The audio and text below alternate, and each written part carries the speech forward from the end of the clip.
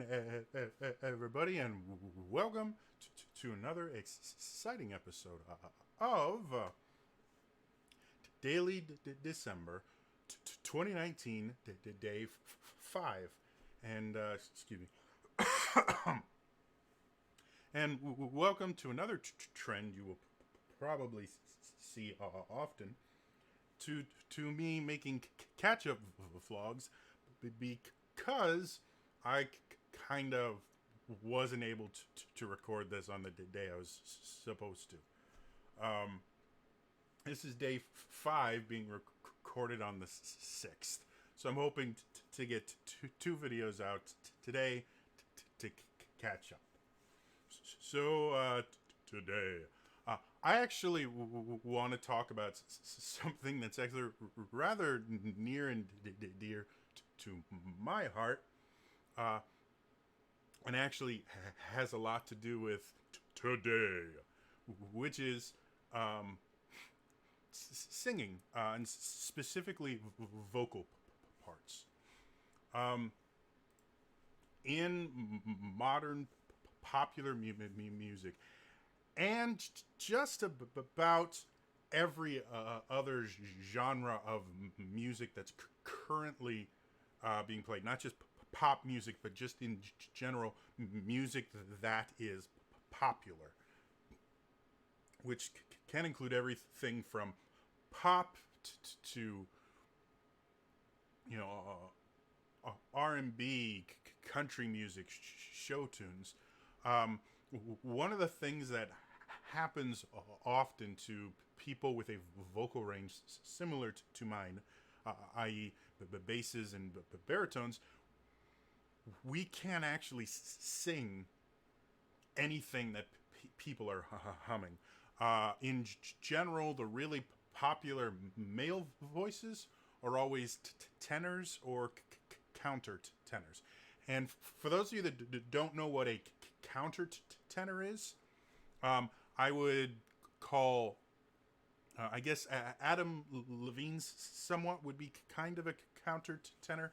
It's someone that sings primarily in their falsetto or has just a very, very, very high chest voice, and is a male singer. Tenor, you've all heard tenors sing. Like I said, it's the majority of music is tenors, and countertenors get really, really high. You could almost call "Take on Me" the part where he does that. I'll be gone in a day or two. That could almost be considered countertenor range, simply because of how high it is. So those are the two things you hear in almost all popular music. The only time basses really get to be popular is in musical theater and opera. But basses have a very well-established part, which is the bad guy. If you think of any major show you're familiar with, the bad guy always has a lower voice. Phantom of the Opera, despite the fact that the Phantom is kind of or is a very multi-layered character, and there are a lot of people who kind of identify with at least some of his motivations. Maybe not the actions he takes, but he's a tragic villain. He's a baritone. He's can sometimes be a high baritone, but he is most definitely a baritone. Oklahoma, Judd's a bass.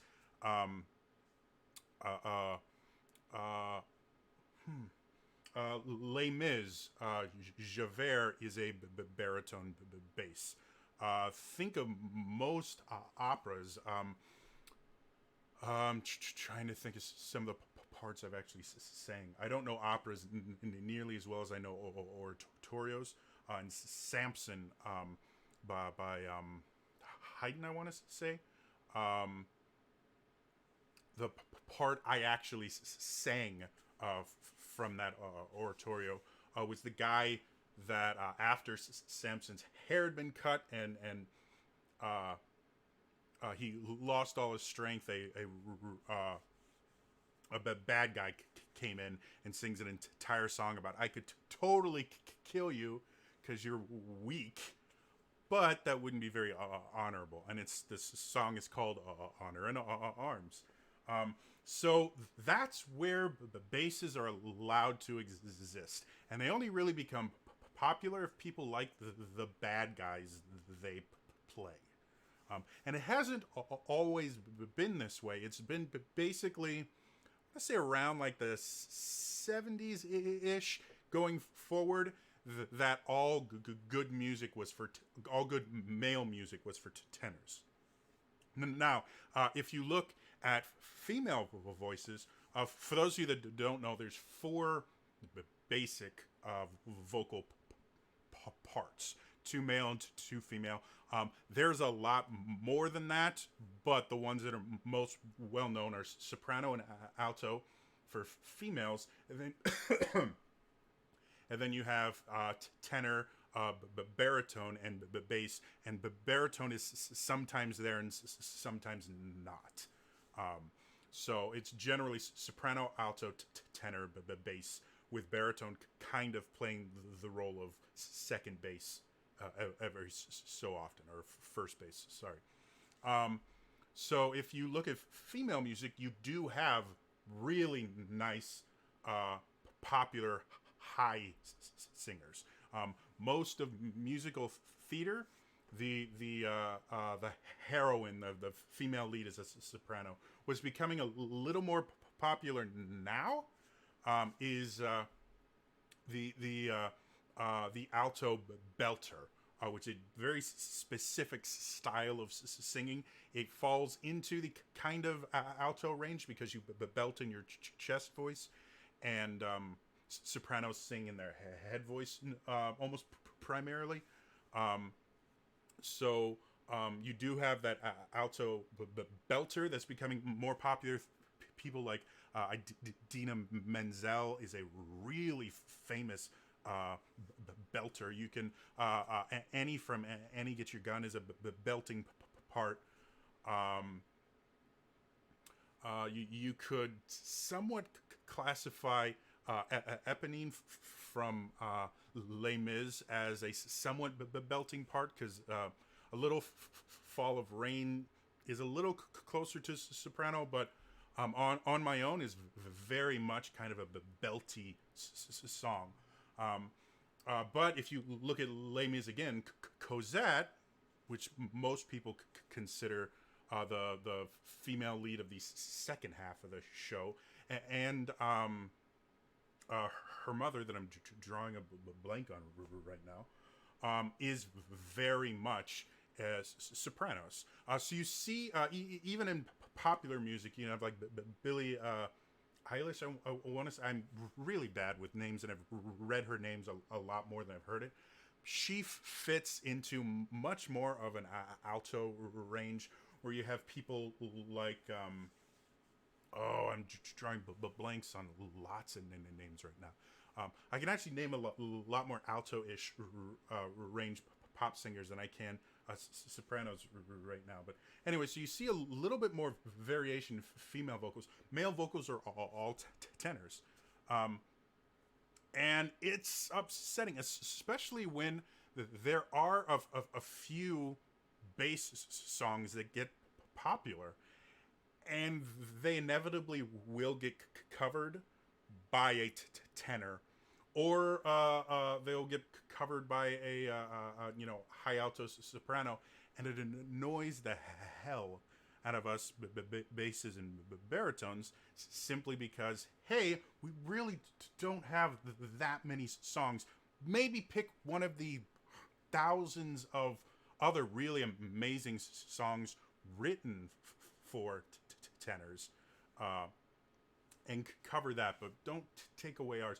Like, I got really, really upset when I can't remember who did it, but someone covered a female artist covered "If I Were a Rich Man," and put this really lame beat underneath it and turned it into this kind of weird poppy, just strange the thing. And that song is from Fiddler on the Roof, where you actually have a lead, Tevian. He's the lead of the show. He tells the entire story, who is a baritone bass. He's a low baritone bass. You don't tend to see a lot of true basses in lead roles in musicals because bass notes are hard to hear. They add, the human ear doesn't pick them out very well. They tend to add color to harmony as opposed to being the line that you listen to. Baritones, on the other hand, because they're just a little bit higher, generally can keep the ear will pick up the notes a little better.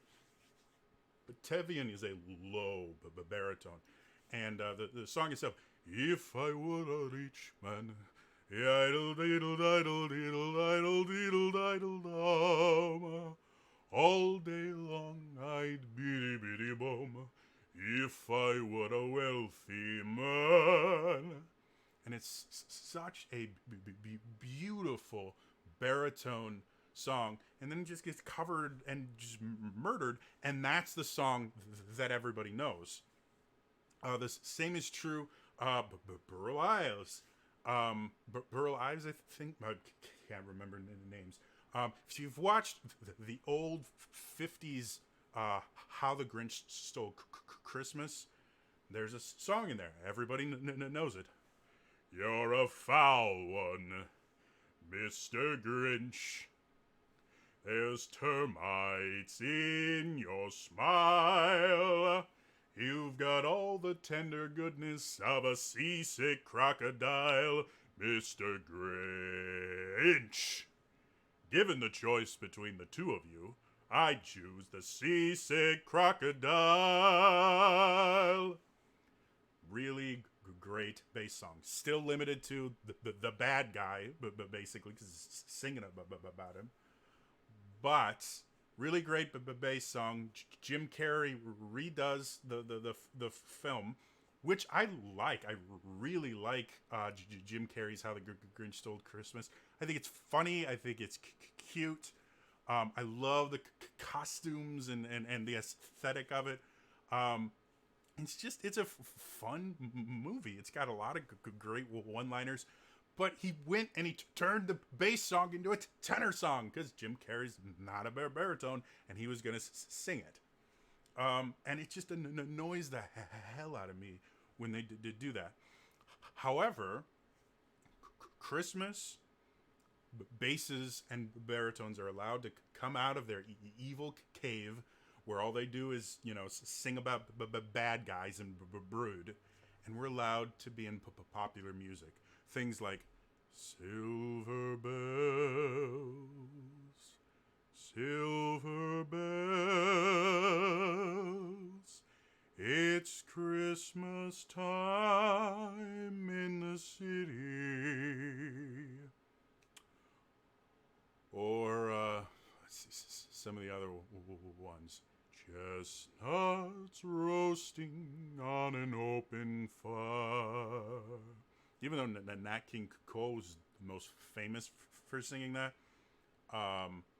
was a tenor, definitely. But it fits into the baritone range really well.